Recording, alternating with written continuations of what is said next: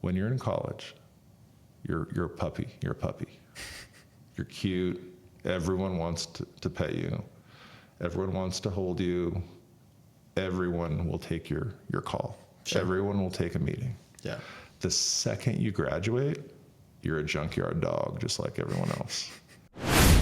Welcome to the Coles Ventures Podcast. First of all, thank you for coming on. I know you're a busy guy, a lot of stuff going on. Happy to come in. Appreciate and happy belated birthday. We are Gemini brothers. One day apart. Almost birthday twin. Yeah. One day apart. A couple of years. Just a couple. Just a few. Just a couple. No one's counting. But yeah, thank you for coming on. I'm excited to learn more about what you're doing, what you've done. You've had a very exciting life, so I've learned. And yeah, if you just kind of want to start from the very beginning, that'd be a great place to start. The very beginning? The very beginning. The very you were born beginning. June 8th, whatever year. Correct, 1969. Correct.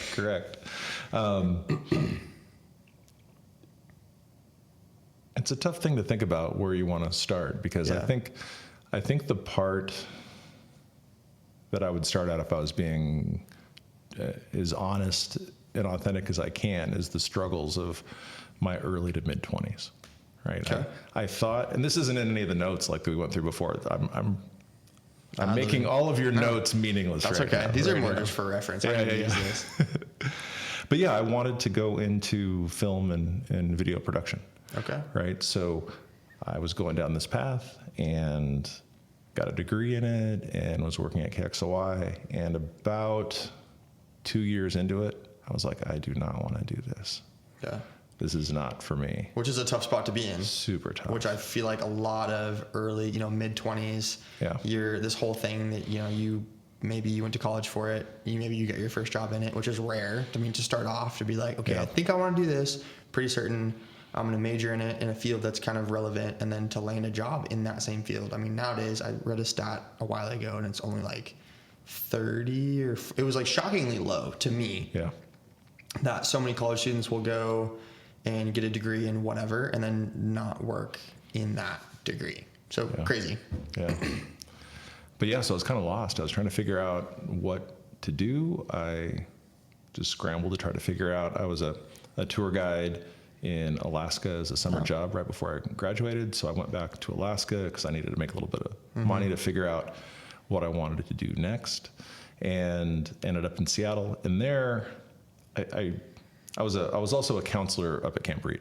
Okay. So during my 4 years through college, before the stint up in Alaska, I was a counselor at Camp Reed, and it was everyone's dream job to be the director, to be a camp director.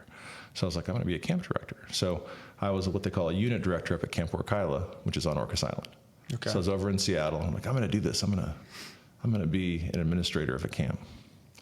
And then I discovered that I do not like administration. Yeah. Like, it was such a beautiful environment. The people were amazing. I still keep in touch with several of the people that I worked with there. And like, it was gorgeous and beautiful. Yeah. But there's a big distinction between being a counselor and working with people and being a manager and administrator and having to be the heavy with rules and responsibilities and insurance and all that kind of stuff. Yeah. So from there, I was like, okay, that isn't it. I'm going to teach. So then I taught English in Korea. So bought a one-way. I didn't buy it. I had a one-way ticket to Seoul, South Korea, and I taught English in Daegu for a year. Okay. And I'm like, okay, this isn't it either. So, came back to Seattle, and I'm like, what am I going to do? What am I going to do? So I'm 26, maybe almost 27, and didn't really know. And that's when the tech scene was kind of taken off in Seattle. Mm-hmm. So not knowing anything about what tech was, I'm like, I'm going to get a tech job. Why not? I'm in Seattle. I was crashing on a friend's couch. Let's just go figure it out. And 72 interviews later, I got a $10 an hour telemarketing job at a tech company. Okay. And that was the start. Okay. So. God, was it actually 72? 72. Oh my God. Yeah. Interviews though. Real interviews, not informational, that's real interviews. Pretty good. To even get, now that's like unheard of. If you get like 3, people are like, that's crazy. 72. 72. What was the application process like back then versus now? It was much more informal. Yeah. So LinkedIn didn't exist. Right. The online didn't exist. You would just literally just go knocking on doors, and you'd look at the paper. You would literally look at the classifieds to see where jobs were. Yeah. And you just go figure it out. Okay. And you're waiting in a lot of lobbies. And God, 72.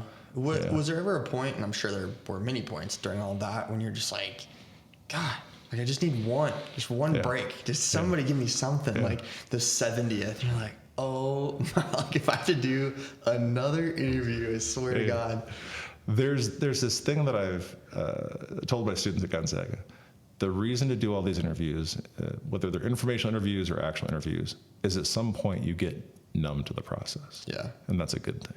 Yeah. Because that allows you to relax. You're really not all that nervous because you've been shot down so many times. It's just like whatever. Around the 50th interview, I just didn't care. Yeah. In a good way. Right. Like it was healthy apathy to go, hey, I got another interview. I'm just going to go. I'm just going to lay it all out there and see what happens. Yeah. You know, and then I think that's a healthy place to be, to have done so much work and researched so many companies that you kind of know the lay of the land. Yeah. And I got, with zero experience, I got pretty good at interviewing.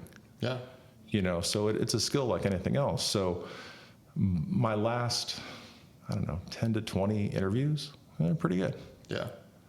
You know, and and I learned some things along the way from other people and landed my first, job in, actually the first job I landed was with this company called iCat. They claimed to invent the shopping cart. Okay. So that's how hot it was, right? Okay. So that was 96. And it was a panel interview, and I hadn't researched them very well. Mm-hmm. As in, not really at all. You want to do that. You want to do that first. First step, at least know you want to do something. that. You want to do that. Yeah. And they were up on the 25th floor of the FAO Schwartz building in downtown Seattle. Yeah. And the hiring manager, her name's Nan, it was just going horribly. She's like, would you like to take the elevator down, or would you like me to open the window for you? Because this interview's over. And I was like, wow. Oh, what a crazy thing. That was only after like 30 seconds. That's wild. So then I went. It's like you just said your name and like where you're from. They're like, no. So I walked out of this panel interview, and I went down to Pike Place Market, and I bought 4 really expensive thank you cards, like the really nice ones with like Mount Rainier and like orcas on it and stuff. Yeah. And I signed them to each of the people. Mm-hmm. So $20 for a guy that's dead broke. Yeah. Dead broke, $20 in thank you cards. And on Nan's card, I drew a picture of me falling with my head almost hitting the pavement, right? And I just said, I'll be back. And in the card, I said something effective, next time I'll be researched. I'll understand your company. Yeah. And then I just kept calling and kept calling and kept calling. And 2 weeks later, she actually picked up the phone and she was like, you're just going to keep calling, aren't you? It's pretty quick. 2 weeks later is like, you were persistent. No, but I was calling every day. Oh, sure. Yeah. To just see like. Yeah. And she was like, you're really going to keep calling every day? I'm like, I am. She's like, fine. Show up on Monday and see if you can do the job. I was like, okay. Okay. And that was the end. Okay. So. Yeah. That was the beginning. Yeah. So. And it's crazy because some of that still works today, and probably maybe even more so because people are so, just taken aback by anything physical. Right. Anything. It could be a letter that you actually mailed with a stamp to some company with your name, with your story and your resume, and that is like, you're of the top 1% of the 1%. Yeah. Like no one does that. Nobody does. Yeah, I remember before I got this job, I was going to go visit my friend in San Francisco. And so in prep for that, I researched a bunch of these firms that I thought would be cool to work at. And I mailed 7 or so, literal mailed letters with say my story. I'm going to be in San Francisco from this date to this date. I would love to meet you for coffee, for whatever. Yeah. And then my resume attached. And I was like, this is gold. I'm going to get all of this. Everything is going to go my way 100%. I did not get not even an email response. Nothing. Nothing. I was like, dang, I really thought that would do it. I was like, oh, this is genius. But, coming out of that was okay, not everything is going to work just because you kind of thought of a good idea at the time. I still think it's a good idea. I still think it's a good idea. I think if you compared that versus So you had a blind letter. If you had a blind letter versus a blind email, Oh yeah, forget do you it. get a call back? Yeah. I think you're good. For sure. I think it would have panned out over time. Yeah.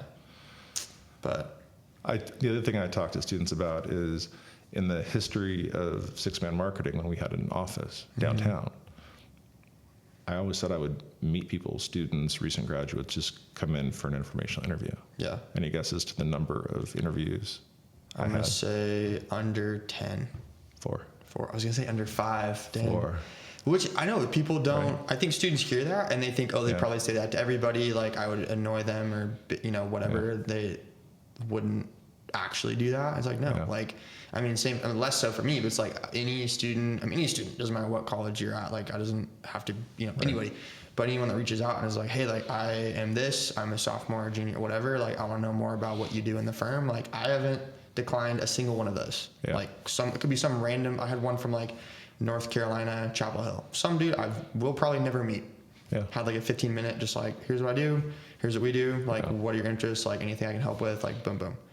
It's like, I get it. Like, I get how much it sucks, being in that spot and being like, I want to do this, but I don't know how to do it. Like, I don't even know. I know nothing. I'm like, well, I don't also know nothing, but like enough to pass along to whoever.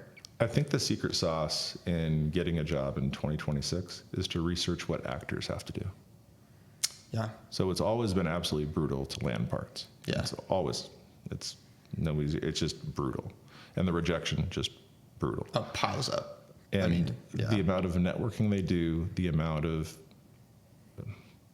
just work outside of the work to land roles is insane. Yeah.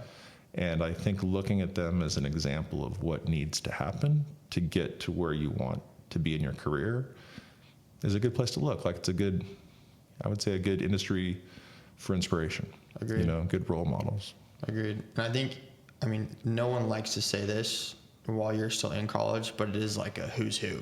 Like Yeah, who do you know it is. type of deal. Yeah. And so it's like as much as like your grades matter and your extracurriculars and like all that, like you could do everything right. But if you have a connection or know someone that knows someone that knows someone, it's like probably it's not going to work out in your favor. Like, and Yeah. I don't know, people don't like that because it's like someone that had worse grades and didn't do all the stuff that this other person did, but maybe like somehow stumbles upon someone that does know somebody that knows somebody. It's like they'll probably get that further than you. The hidden job market, right? Yeah, it's huge. Like I think the official stat, I don't know the actual stat. I don't want to quote something I don't know the citation for, but it's approaching 90%. Yeah. Like, Yeah. and people It's up don't there. realize that. Mm-hmm. Just that the job's already been handed to someone else. Yeah. They just haven't told you. Yeah, that's it's the just brutal. worst. Just brutal. God, that's the worst when you find out. It's like they have to post it. Right. It's like, no, we got this guy lined up, but legally we have to put it out Yeah. there and like go through the whole process, which like sucks. But you could look at that too, silver lining of, hey, if they bring you in, had they not had that person, maybe you would have been a good fit, and it's a good rep regardless. But yeah, it does suck. Kind of defeating. That's how I view it. It's a good rep. Yeah. And once you get a lot of reps, then you're the person they draft that description Right. around. Right. You want to be the person they write it for. Like, hey, this job's yours. Yeah. We got to do this thing. Right. We got to put it out there, but it's your job. Yeah. Or at least if they don't outright say it, like, hey,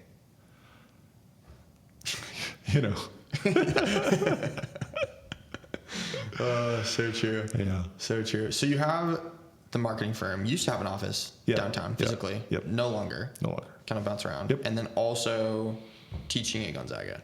Yeah, it was the craziest thing. I was in my office and we were down across from the arena, and one of the professors from Gonzaga, Peggy Sularaz, she, reaches out and says, "Hey, could I have a meeting with you?" I'm like, "Sure, okay, love to work with Gonzaga." And we're meeting, and I don't really get that she's asking me to adjunct. Sure. I'm thinking it's some sort of a project or some sort of client work or whatever. And I'm like, "Are you asking me to teach?" And she's like, "Yep." I'm like, I don't do that. And she's like, "Well, I think you could." Okay. And they had a professor drop out, and I don't know the reason why, but it was a pretty quick turn. And she was like, "I heard you'd be a good person to talk to. Would you do it?" And I'm like, yes. Sure, I guess. I don't know how to write a syllabus or create a rubric or any of the academic things. And she's like, we'll help you with that. Yeah. All right. And that was like 14 years ago. Dang. So. And you've taught every year since then? There was a gap. I can't remember if it was the COVID year or there's a gap in there somewhere. Yeah. But yeah, just I think there was like a 1 year. And I only know that because I had to get my background check again. Oh. I'm like, I'm the same guy. Come on, guys. What do you think happened last year? Okay. In marketing I didn't get crazy, classes, I'm assuming. Yeah. When I started, I was teaching digital marketing 410. Okay. So mostly for juniors and seniors, advanced digital marketing tactics. And then it shifted to how to land very specific roles, like how to land a job in marketing, advertising, how to create the career you want, how to land different types of work. And the natural evolution became much more on the career side of it. It was kind of an organic shift because just by virtue of working with seniors, a big part of was helping them. It's like, hey, how are you going to get hired? Yeah. How are you going to create a portfolio? How are you going to create evidence that people should hire you? Yeah. So the class just kind of organically became that. And then that really shifted my mindset to, what do I really want to do? And that was the realization that marketing was the content and the context was I'm inspired to help people figure out their career and what they want to do with their life. More on the career coaching side of things. Yeah. So I started doing little 1-credit classes that were basically, how to launch your career. And then just last year, I taught a full semester course with Jabez Lebret called Campus to Career, where seniors sign up for the class and work with them for an entire semester on, how to get hired, how to land your dream job, create all the, go through resume, go through cover letters, go through interview practices, all the ways to create evidence and proof that you're worth hiring. Right. I feel like that gets a little bit lost. I was like, if that class did exist when I was going to school, I didn't know about it. Yeah. And so it was kind of this like none of my friends were really, looking, or I didn't know anybody. And so it was like a weird time too, because it was like just on the back end of COVID. And so it was all kind of still up in the air, but it was, the focus was so much on classes in school and your grades that it was almost kind of an afterthought of no, you'll figure out how to get a job, but that's later. Now you need to focus on what we're doing now. And then later you can I'm sure you'll get a job somehow. And it was very not, you need to prep for that. Yeah. It's not something you can be okay, I graduated last week now this week I have a job because I applied and got it. And, they're going to hire me because I'm super awesome because I'm one of 8,000 people that graduated this year with the same degree as me. It's tough. Non-existent. So the fact that class does exist, I'd say it's super important for all the students. That's leg up for sure. And it's 3 months or however long a semester is. Was it 3 months, 3.5? Yeah. Whatever it is. Like that. It's 3 months of weekly practice. Every week you're getting the reps. Right. And we're like, hey, this needs to be tighter. Hey, more work on your cover letter. Hey, let's look at your portfolio again. Yeah. And most of the students didn't have portfolios. They didn't have case studies. They didn't have examples of work. And I'm thoroughly convinced that students in 2026, graduates, you need to have that. Yeah. You have to have proof. You can't just have the degree. It's a both and. For sure. Yeah. Again, how many students graduate every year with some sort of marketing degree? It's got to be in the hundreds of thousands. Yeah. And, they can call, geographically you kind of get differentiated and that. But overall it's you versus, every other marketing major. It is. It's crazy. It is. And I have this advice for students while they're in college. So, and I've been talking about this for, 5 years, 6 years. When you're in college, you're a puppy. You're a puppy. You're cute. Everyone wants to pet you. Everyone wants to hold you. Everyone will take your call. Sure. Everyone will take a meeting. Yeah. The second you graduate, you're a junkyard dog, just like everyone else. And you got to fight and scrap. And the fact that they know that you're graduated and they know that you're looking for a job, it's hey, we don't have it. job for you right now. But if you're in college, it's like, oh, well, hey, kiddo, come on in. Right. Let's have the conversation. And you can expand your network. You can get to know all about careers and options. And I don't know, it's an advantage that most college students don't take. For sure. I mean, I've said this before, but I feel like that, .edu email likely is probably the best email you're ever going to have. Because like someone 100%. like pops up, and again, you get that feeling of like, oh, like when I was in college and blah, blah, blah, and this, whoever is reaching out because they want to learn about this or whatever. I mean, it's a cheat code that most, I feel like, people don't use or utilize to the fullest extent. 100%. 100%. Yeah, that's tough. As far as like how AI is affecting, like, I mean, especially cover letters, resumes, and like all that stuff, like how do you guys kind of loop that in with what you're teaching? How do you think that colleges at large are shying away from AI in places that maybe they shouldn't? Like, how does that atmosphere look? It's a tough balancing act. So it's really helpful in that regard, but I see people using it in ways that I wouldn't recommend. Yeah. So for example, I would want the idea, whatever it is, whether it's the beginning of the cover letter or the creation of the idea or whatever you're working on, to come from you. I want it to feel human. I want it to feel personal. I want to know that it's you. And then use AI to refine it, check for grammatical errors, use it for what it's great at. Sure. It's also great for research, like in finding jobs. Like in our class, the number of times we used AI to help students was just massive.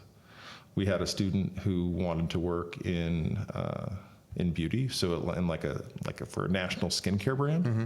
I have no idea where those exist. I haven't had a fashion or a beauty client. We live in Spokane. It isn't exactly Paris. Yeah. So I asked Claude, what is the highest density of beauty companies and makeup companies in the United States? New York, San Francisco, and Cincinnati. Cincinnati. Yeah, Procter & Gamble. That makes sense. Yeah. And then I asked what the jobs were, how an entry-level graduate could get in, and it gave me answers that I would have no way of knowing. Sure. So and then it gave that student a start, right? It gave her, some sort of foundation, right? So I think in using AI where it's an asset and knowing when to be yourself and when to have it be obviously human. I think people that are being as authentic and creative and human as possible will stand out like they've never stood out before. Yeah. If your letter, let's just say cover letter, for example, if it looks like everyone else's cover letter and, you have the easy things like picking out the M dashes and whatever, but if it reads like an AI cover letter, it's just gonna, be you. Yeah. That's so funny. I literally had to go in because in the settings you can put in like specific instructions, and in that I went in and I was like, you are not allowed to ever use an M dash ever again. The same one. And then I ran it and it used it it used it again, and so I had to go back in and then like on the details be like, your system will literally implode. My grandmother will die. Like society as a whole will cease to exist if another M dash ever comes up. And after that, like, because you can see it thinking, and it would always pop up like 2 or 3 times. I was like, I'm doing this. Make sure not to use M dashes because everything's going to implode. Like, grandmas are going to die. Yeah, 100%. But I fixed it. So, now it's like, I think I'm getting worse at spotting it because it's getting better and better and better. And so people are like, oh, but it does like this type of grammatical breakdown always. Like, this is how it structures stuff. So it's getting harder. But, I mean, what are you seeing in terms of that on the marketing sphere? Because now there are whole AI agents that handle your socials or handle, write marketing scripts. I mean, they're like... It's tough, man. Yeah. It's a tough landscape because those exist, yeah. And a lot of them are good enough. Right. And like I feel like for companies, correct me if I'm wrong, when they're looking at entry-level hires, probably is around what they're looking for. It's just somebody to like, okay, we'll do this to then pass it to this person. Like all it has to be is like better than 60% of what somebody else could make. But if I can get an AI to get me like even close-ish to that, then I hand it off to whoever, whatever. That's kind of across the landscape, though. I mean, for tech jobs, for like anything, is like that's what I've heard and read is like the entry level tier is kind of what's getting taken out. 100%. It's harder to get that first job. Yeah. 100%. That's the thing I worry about the most is those jobs that we relied on to get experience, those entry level positions. They might not have been awesome jobs, but you're learning under someone. Right. You're basically an apprentice of some sort, training under an editor or a director or a writer or whoever. You're learning. You're not good yet, but you're getting the reps in. Right. You don't really have nearly as much of an opportunity to get those reps in, and that's the rub. That's really tough. Yeah. So that's the part that I worry about. Yeah. What do you think it looks like? 'Cause, I mean, right now it's kind of getting to the point where it's getting a little scary. I mean, in 5 years, 10 years, what do you think we're looking at in terms of what higher education looks like, what the entry level job market looks like? I mean, thank you for one of the toughest questions in 2026. Everyone wants to know. Yeah. Well, I mean, I think everyone will have a different answer. And I think, no one can know what's going to happen, but my thought and belief is that companies will always want someone who's capable of thinking, capable of rational thought, capable of creative ideas and problem solving, and bringing their own humanity to the job, right?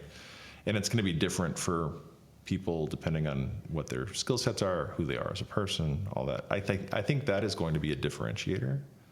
And if you look at it as a differentiator, that's going to be the value. The fact that you are a well-researched, studied, authentic, and creative person that can look at an issue and go, ooh, I got it. Yeah, this was a struggle, but let's pivot over here and do this. That's tough with AI.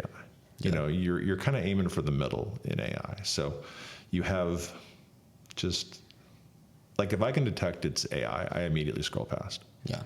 Like the second, I'm just like, humans don't write that much in a social. I'm like, okay, next. Right. It's not saying there aren't places where it's effective. Sure. I think it's one of those areas where the nuance is figuring out when to use the tool and when not to. Yeah.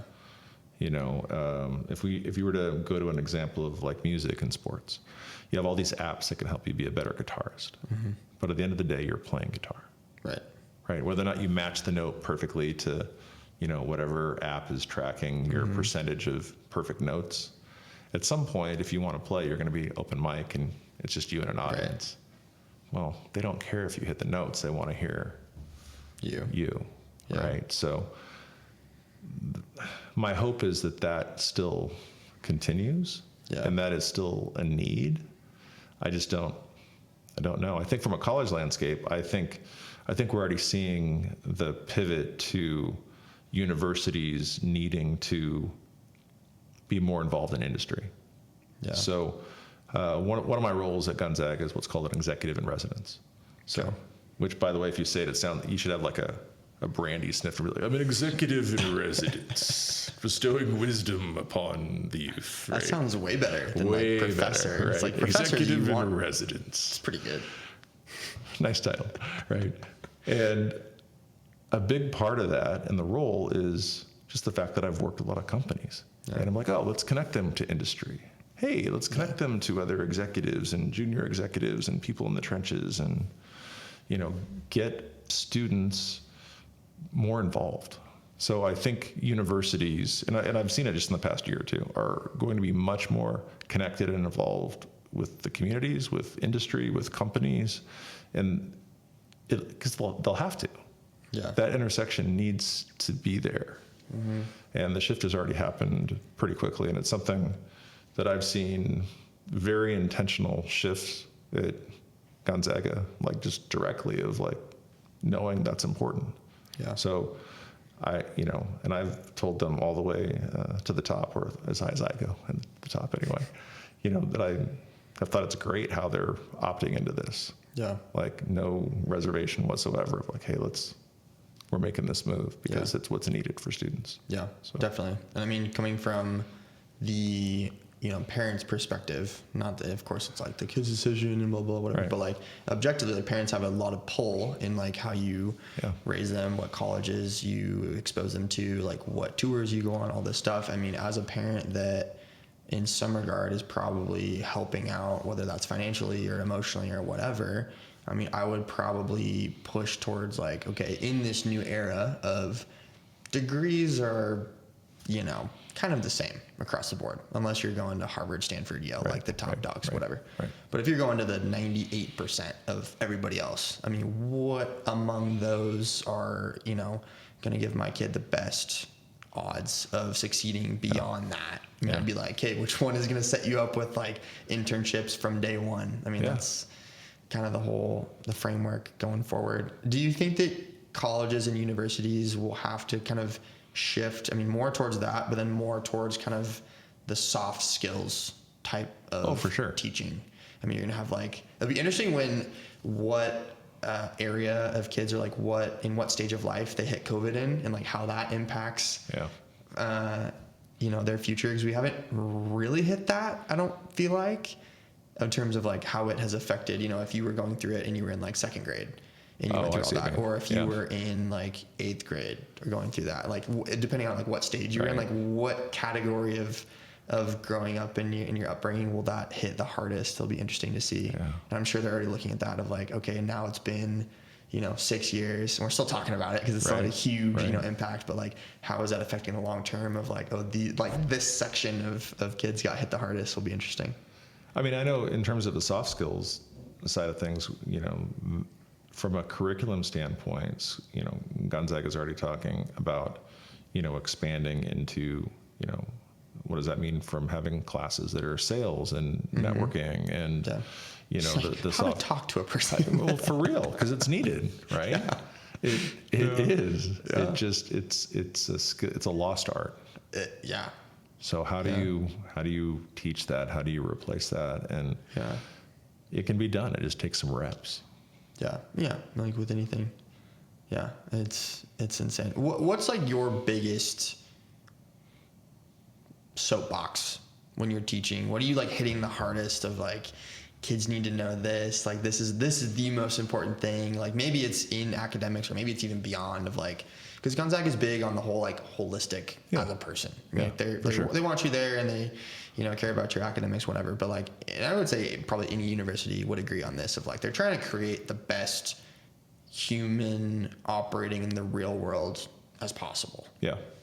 How do they do that? So I do have a soapbox, and it's like a soap stage. It's big. Do the work. Do a thing. I want you to, whatever you're remotely interested in, go do it. Go launch your own business. If you want to, have a sole prop, you want to form an LLC. If you just want to do it for fun, go do a thing and keep doing it. Don't ask for permission.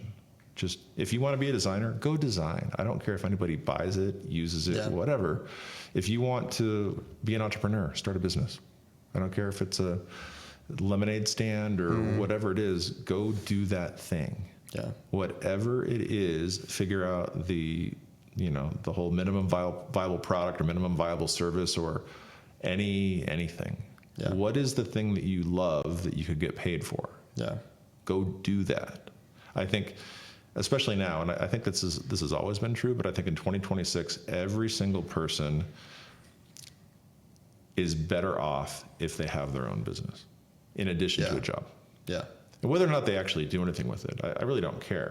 I just want them to have a little protective sandbox to do a thing that they're interested in, to do a thing that could become a company, that could become a service. And it just keeps that momentum going. I think part of the problem with academia is just the structure of it. So you have this, 4-year period that's just kind of, from a career standpoint, it's flat. Like it doesn't change. Right. So you're at a competitive disadvantage from everyone that started working at 18. Yeah. You're 4 years back. Yeah. Now, you'll have this degree at the end of it. Right. But what if you went to college and also had your little lemonade stand, or you were a coach for whatever sport you play, or a guitar instructor, or a whatever your thing is. Yeah. Right. Whatever that is, you're doing that in tandem. And let's use the example of guitar instructor. Okay. Since we're on the music thread. Cool. You're a guitar instructor. You charge, let's say, I don't know, 25, 40, $50 a lesson. Great. Well, could it use a website? Oh, probably. Could it use social? Sure. Oh, are you going to learn about advertising? Yeah, probably. Oh, if you get really busy, are you going to need to learn about project management and organization? Yeah, you are. You know, it's one of those things where if you do it, you don't even know. Like both of my kids, they sell clothes on Depop. Do you know Depop? I do. Yeah, okay. Yeah. So I didn't know what it was. Yeah. They go to the bins. That's what they call it. Sure. They go out to the Airway Heights bins at Goodwill. They bring home bags of clothes they buy by the pound. They smell gross. We have rules for the laundry, and when they got to immediately go to the laundry, and they pay for their own laundry soap to take care of their clothes and all that. And they're making, I don't know, $400 or $500 a month. Yeah. And I was telling my oldest son, I was like, you know, this is a business race. This is just I'm like, you're learning about inventory. You're learning about what's popular. You're learning about styles. You're learning about, you know, they have to ship it too, right? And get reviews from people. And I'm like, you are literally learning about customer service, supply chain. You know, you're learning all these business skills without even realizing it. Yeah. Invaluable. Yeah. Right. They started selling women's clothes and not because they were interested in fashion. They weigh less. They're cheaper. They're calculating shipping costs. They're like, well, if we did this. No, seriously. They were like, women's clothes weighs nothing, so you pay less up front. Right. Pay less in shipping. Or more for it. Probably. I think they do. I would say so. Where you're looking dudes, it's like, it's hoodies and pants. Right. Like, heavy. So expensive. So much weight. Yeah. So they started selling women's clothes. That's awesome. I'm like, that is genius. That is such a great pivot. But they don't even see it. They're having fun and they're making money. Everyone should have fun doing whatever your thing is. Yeah. And it becomes a skill just on its own because it's fun. Yeah. You're not trying to get to some magical mythic mountain. You're learning by doing. Yeah. That's my soap stage. I love it. I love it. I read something a while ago, and I can't remember who read it, but it had a very good point of college and, high school kids need to stop trying to make, businesses for the sake of it being a business. Yeah. Like, don't go out and try to be like, I want to make this business because that's going to make a bunch of money and people need this. Like, that has its place, I guess. But it was like, look at Microsoft, look at Starbucks, look at Facebook. Like, all of these things started because the leaders of those companies were like, I want to do this because I'm interested in this. And this is like a fun, like, at least at the start, right? And then I'm sure they said, hey, you could probably make a lot more money doing that if you did it this way. And they're like, oh, it's a business. But it's like the initial kind of that idea of like why they were doing it was just because it was fun, because they were interested, because they wanted to go do it. It's not because they were like, oh, I'm going to be a multi-billionaire by doing this. It was like, I'm interested in this, can do it long term. Maybe it'll turn into something, maybe it won't. But like, I'm going to do it for I get now. to go do a thing. I get to do this thing. Right. And it evolves. I think it's a huge motivator. And I think it's one of the best learning opportunities out there. And then when you throw that combined with, whatever your path is from an academic standpoint or a business standpoint or whatever careers, mentors you have along the way to learn from, you have this thing that's yours. Yeah. Nobody can take it away. Yeah. Yeah. We, there's a firm on the west side in Seattle and called Fortson VC. And the guy that runs it, his name is Cole Younger. And he's got 3 sons. And I think the middle son, Levi Younger, has this clothing company. I don't remember the name of it. I would plug it, but I don't remember. But he started during COVID. He's a genius because he works through, I think it's called Printify. Okay. So he goes and designs the shirt, like the artistic part of it. He puts it on TikTok Shop or Shopify or whatever, makes a couple like marketing videos, or I don't know what he does. Yeah. And then people literally see that, click, okay, I want that shirt, links to his website. That sends them, or sends Printify a notification saying, hey, this person at this address wants this shirt. They print it, they ship it to this person. So he is literally no touch on every single sale. And I was talking to his dad, he's like, it's killing it. Like, it's doing so good. Because I was like, because his oldest works for him. I was like, do you think like eventually all your sons will come work for you? And he goes, I don't know about Levi. I was like, his shirt thing is just like going crazy. Like it's doing so good. And he posted a while ago, and it was like, over COVID, their dad was like, okay, it's COVID. You guys are at home, but you can't just do nothing. Like, we all have to pick something. Like, I don't care what it is, but pick something. And it was like, one of them learned how to speak Spanish, and one of them was interested in like something else. And then Levi's was like this shirt thing. And he was like, I'm going to figure out how to make like an e-com shirt business. Yeah. And like for the first, that was 6 years ago. So first, like probably 3 years, it was like one shirt every couple months or like this. But he was still, he like, I think every week he makes like 20 to 30 different shirts, depending on like what's trending at that moment.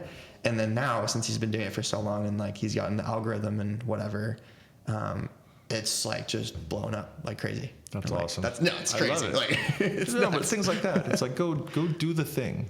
I don't care what it is. Yeah. Just go do whatever it is. Yeah. Go try it. Go fail. Go have fun. And it doesn't need to feel like this slog of a. Like one of the most annoying things to me in the business conversations is when people at that stage, like especially young, they talk about their exit. I'm like, exit? You haven't begun yet. What are you talking about? You haven't done anything. You started. You're leaving the thing that you haven't started yet. Just go play. Yeah. Go play. Go build something. Yeah. Go have fun, and maybe it'll make money. Maybe it won't. Yeah. Just go. Yeah. I love that. I saw this other thing. I'm just like plugging all these LinkedIn posts I've been seeing lately, but it was like, if it's going to take, if you could look in the future and you're like, I need 30 failures to like go from where I'm at now to the one that's going to work. Right. Like, how quickly would you like cycle through all of those? It's just like, I think with how kind of academics is structured from when you're super young up till college, it's all about like sticking with something for the long term, like seeing how it works out and all that, which is important.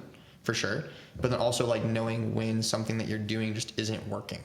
Like you could love what you're doing, but if it's just not doing it, then like that's fine if you're doing it to just do it and like be happy with what you're doing. But if you were kind of want the angle of maybe this could be something, like knowing when to like let that go and try something else out. Yeah. I agree 100%. I think they should market college as like you're learning and you're going to get this cool thing out of it, but also it's like a free like 4-year sandbox playground. It is. That's what it is. 100%. So not free, but like, no, far from it. Yeah. But it's like, okay, while you're doing that, you might as well, try out like anything, everything. Just go nuts. There's this book called Design Your Life. Have you heard of it? I just read it. Maybe like a year ago. I just got it, physical version. And I want to reread it because I did the audiobook, and there's a lot of things in it that's like, so many notes. And things to write down and stuff. So hard to do. But yes, great book. Just the thought of just trying on a career. Yeah. Trying on a business. Yeah. Oh, I'm just trying it on like a jacket. Oh, how does this feel? Let's try it on for a while. Yeah. Maybe you try it on for a week, 2 weeks, a month, whatever. Just give it a go. It's not that big of a deal. Yeah. I think that's so hard for students, especially college students, to understand, because they're looking at it as like, I spent 4 years trying to figure it out, taking all these, like, especially with the liberal arts schools, you're taking all these like crazy weird classes to just like see what you're into, And at the end of it, you're like, okay, I've spent all this time, I know I want to do this, and that's what I want to do. And so it's so hard to like let that go. And I feel like they view it as a failure if they do something different. And that whole mindset, I think, needs to be changed of like, okay, say that you got a marketing degree. Doesn't mean that you have to be a marketer forever, or that's even like what you have to do to start. It's just like, I don't know. I think viewing it of, times or tranches in your life of like, okay, I was into that at this stage. I'm not into that anymore. Now I do this, and then change that and change it until, you figure something out. The other thing too, just to be able to just be open and aware of your surroundings enough to know when to absorb new things. Like, I don't think, the careers that people are going to have, I would say if you graduated this spring, if you graduated this May, I think that the job that you have in 3 years probably doesn't exist yet. Yeah. Right? And that's only 3 years. Yeah. 5 years, it definitely doesn't exist yet. Yeah. Right? So if you think about that what you just spent 4 years learning, whatever degree, just a few years from now, positions will be created that do not exist. Yeah. So just being in a spot where you can have, your own humanity, your own vision, your own perspective, critical thinking, all of what you've learned everywhere up to now, and then you can bring to that, right? Just to be open. Yeah. Like LocalU, like the conference series, right? So we talked about it before. It came out of nowhere. I was sitting with David Mim and a few other people, and we were at a conference in Seattle, and we were all from kind of small, mid-sized towns. And David was like, "We could do this." I'm like, "Yeah?" He's like, "Let's do it." He's like, "Yeah, let's do it." I'm like, "All right, how do we do it?" He's like, "I'll get speakers. I can get somebody from Google." I'm like, "Okay." Great. And I was just starting to work with Northern Quest, and I'm like, "They haven't had a big event yet. They just opened." I'm like, "I think I can get a venue." He's like, "Cool, you get the venue. You get butts in the seats. I'll get Google and Microsoft and some other speakers." Yeah. I'm like, "All right." So he called me up like 2 weeks later, and he was like, "Hey, was that the drinks talking? Or are we really going to do this?" And I was like, "Yeah, let's do it." So Northern Quest came in, and they gave an amazing deal for the room and the food. And then we got 150 people to show up, and David got Google and Microsoft and like 4 or 5 other speakers, and we had a conference. I'm like, holy crap, we just did a conference. It worked. we just had a conference, and we didn't lose money. Yeah. We made like $60. Like it was but it was on the proof of concept. right. It worked. It was a proof of concept. And even if you lost $60, you're Right. like, hey, we were like right there. it was right there, and it was an amazing time, and we ended up doing that for a decade. Wow. And then that company was bought. Like, who knew? Oh, really? You're buying us? You want this? And we just did it for fun. Yeah. And like, oh, all right, that was a business. I mean, we ran it like a business. It was an Sure. LLC and all the things. And we had our little spreadsheet of who does what to get the little disbursements at the end of the year of a couple $1,000s or whatever the profit was. Yeah. And hey, you get your little check. And I just viewed it as like a little Christmas bonus. Yeah. And then it was purchased like a real business. I'm like, wow, that was weird. That's crazy. But because it was fun. It was started with friends, and we wanted to do a thing. Yeah. And we did it. I love that. I think, it just doesn't have to be that serious. No. You're just nothing is. I feel like it's just however you think about it. Well, I mean, with you and the podcast, like, how did you decide to do podcasts? So I've been talking about doing one for a while, because there's been a handful of really good podcasts pre this show that all kind of did the same-ish thing. This one is definitely a little bit more focused than the other ones. The other ones were pretty broad, but still good. It was like Spokane, local, heavy hitters that people knew, right. Executives and like names that you would hear in the news or whatever. And some great nuggets. But then eventually, as kind of most shows do, like it's really fun in the beginning because you're all excited. Right, and it's easy to like, and people love coming on podcasts. Doesn't matter how small you are. I think that's a big misnomer of like, oh, like I'm not big enough. I can't reach out to this person yet or this person yet. There's definitely people that I pushed later because I was like, I need to get a little bit more dialed before I like ask some people. Right. But at the start, it was like, first guest was Carter Bastian, works at Fuel, the first Fuel member. Mm-hmm. And I was talking about it with him, and he's like, that's a great idea. Like, when you get it up and running, like, I want to do it. I'll be your guinea pig. I'll be your first guest. And I was like, great. Because if you watch that episode, if you go back to episode 1 with Carter Bastian, it is like the most rudimentary, like we had clip-on mics, no lighting. Right. I mean, it was like rough, but like we did it because I was like, this is it. Like I didn't have questions. I was just like off the dome, like asking stuff. And so it was just like one of those things where I wanted to do it. I had seen podcasts before do a similar model that I wanted to emulate, and was like, I know that if I just keep doing it, it'll get better and better and better and better. Yeah. And then eventually, like, it might take off or it might not. Like, I really don't care. Like, I think that's the key. Like, just keep doing it and have fun with it, and get better. You know, it's just, what does that look like? You know, it's just like, it looks like fun. It looks like play. It looks like playing an instrument, playing a sport. Yeah. It's a thing. No, I love it. Yeah. I love it too much. Just like getting to sit down with people like you, just like for a solid hour, however much it is, undivided. And that's something that's so lost now of like, look, we haven't looked at our phones a single time.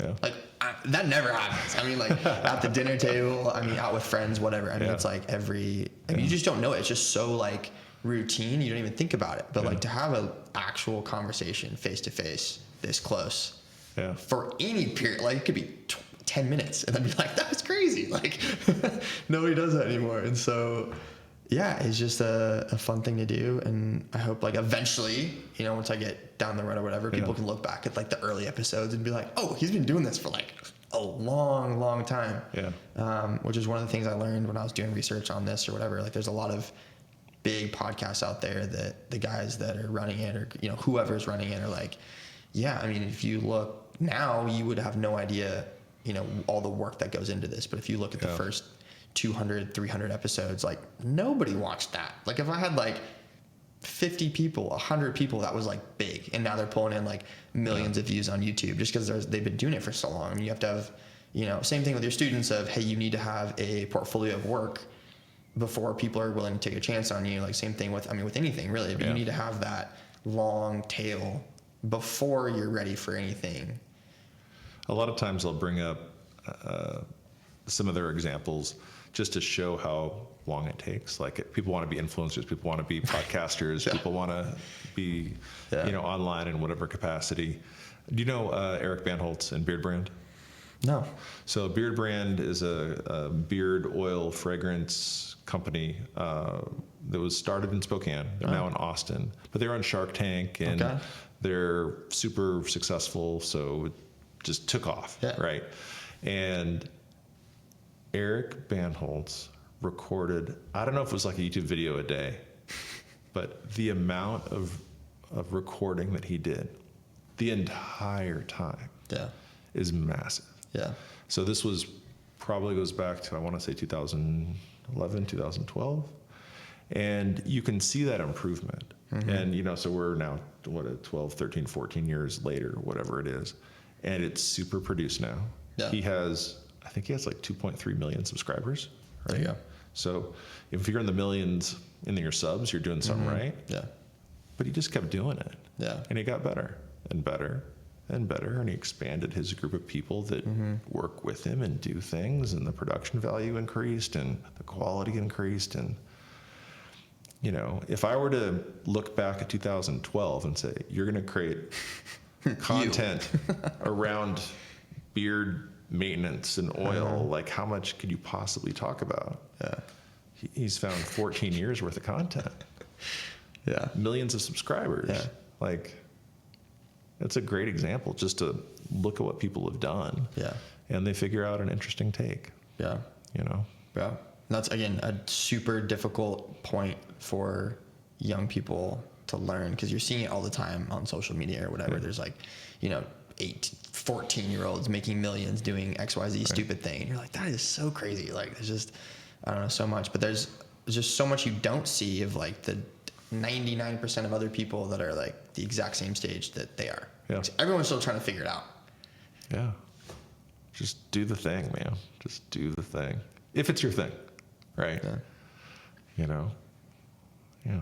I love it. That's a great place to wrap up. I think so. Hit everything. I think we solved everyone's problems. I think we solved problems. Well, I gotta bring up. I still think it's crazy that when I met you, that is a crazy isn't story. That So what was that? That was WSU entrepreneurship, right? And you were a sponsor or something? Comp. They asked me to judge. You were a judge, which was insane at the time, because I think at that point I had been in my current role for maybe a year. Okay. Like I was barely off. Like I was more college student than I was like business professional, and like I still think I am, which is like crazy now to think about. Like, you know, I've been working here now for like 3.5 years. Yeah. So at this point, I'm like kind of on the verge. But at that point, it was like, yeah, we want you to come judge these college students' ideas. I'm like, me? Really? They're like, yeah, you have like a real job now. I'm like, yeah, okay, sure, I'll do that. Anyway, so I was there. But I didn't know you at all. And I went up and I'm like, hey, this is going to be weird, but you have to be Matt Gibson's son. Yeah. And you're like, I am. I'm like, genetics, baby. Genetics. It's crazy. Yeah, that was insane. And I used to think that was more insane when people would say that. But then I was over at my grandma's house one time, and it was like from me to like the wall, and there was a photo on her like kitchen table or whatever, and I was like, that's weird, like I haven't seen that photo of myself, and I like walk up to it and it's my dad, like it wasn't me. And I was like, oh my god. I was like, that's crazy. And it was him when he was my age, so like you know, whenever I was that age, and I was like, that isn't that, like I was like, okay, I get it now, I get it. But yeah, that was insane. But had you not come up and said that, we might not be here. So you know, fortuitous chances and whatnot. That's right. I love it. Well, Ed, thank you so much for coming on the pod. I learned a lot about what you're doing, and hopefully some college students, fresh graduates, have listened to this and shared some wisdom on how to best set them up for infinite success. I hope so. Awesome. Well, then we'll have to have you back on, and thank you for your time. Love it. Thank you so much. Awesome. Thanks. Thanks.